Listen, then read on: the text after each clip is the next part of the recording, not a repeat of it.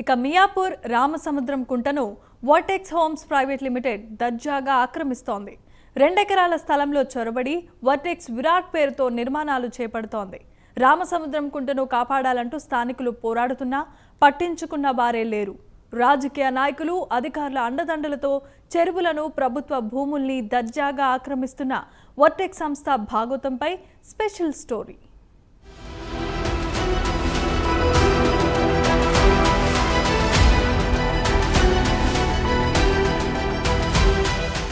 మియాపూర్ నుంచి బాచుపల్లి వెళ్లే రోడ్లో వర్టెక్స్ విరాట్ పేరుతో 6 టవర్స్, 30 అంతస్తుల నిర్మాణానికి అనుమతులు పొందింది. Miyapur Madinaguda survey number 197 part 207 పార్ట్లో మొత్తం 8 ఎకరాల 28 గుంటల విస్తీర్ణంలో నిర్మాణాలు జరపడానికి వర్టెక్స్ నిర్మాణ సంస్థ డెవలప్మెంట్ అగ్రిమెంట్ చేసుకుంది. కానీ ఈ 8 ఎకరాల 28 గుంటల భూమికి సంబంధించిన లింక్ డాక్యుమెంట్స్ సరైనవి కావు.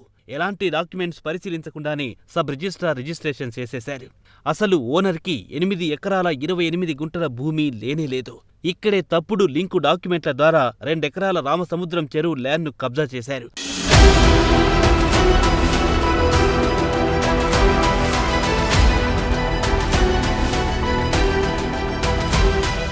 Vertex homes chairman VVR Varma Ramasamudram 2 ఎకరాల చెరువులో చొరబడి అక్రమంగా అనుమతులు పొందారు. అలాగే రామసముద్రం కుంటలోకి వెళ్లే 30 ఫీట్ల నాలాను 2 ఫీట్లకు కుదించారు. దీంతో నాలాను ఆక్రమిస్తే రానున్న రోజుల్లో పక్కనుండే కాలనీల నుంచి వచ్చే వరద నీరు ఎక్కడికక్కడ నిలిచిపోయి కాలనీలు నీట మునిగే ప్రమాదముందని స్థానికులు ఆందోళన వ్యక్తం చేస్తున్నారు.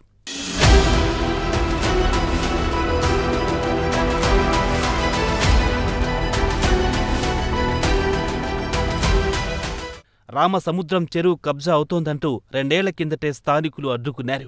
స్థానికుల ఫిర్యాదుతో జాయింట్ సర్వే జరిపిన రెవెన్యూ, ఇరిగేషన్ అధికారులు 2 ఏళ్ల కిందటే నిర్మాణ పనులను అడ్డుకున్నారు. మరిప్పుడు వర్టెక్స్ విరాట్ పేరుతో జరుగుతున్న నిర్మాణాలు ఎందుకు అడ్డుకోవడం లేదు? రెవెన్యూ, ఇరిగేషన్ అధికారుల సపోర్టుతోనే వర్టెక్స్ విరాట్ పనులు చకచకా కొనసాగుతున్నాయని స్థానికులు అంటున్నారు.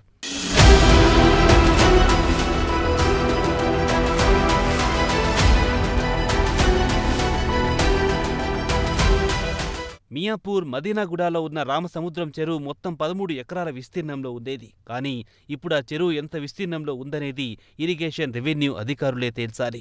సర్వే నెంబర్ 209, 210లో ఉన్న రామసముద్రం చెరువు ల్యాండ్ను కబ్జా చేసి వర్టెక్స్ విరాట్ పేరుతో జరుగుతున్న నిర్మాణాలకు రెవెన్యూ, ఇరిగేషన్ అధికారులు ఎలా అనుమతిచ్చారనేదే ప్రశ్నార్థకం.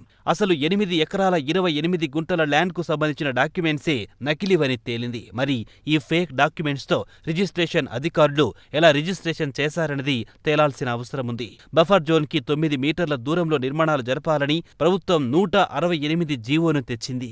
కానీ 2 ఎకరాల చెరువు కబ్జాకు గురయ్యింది.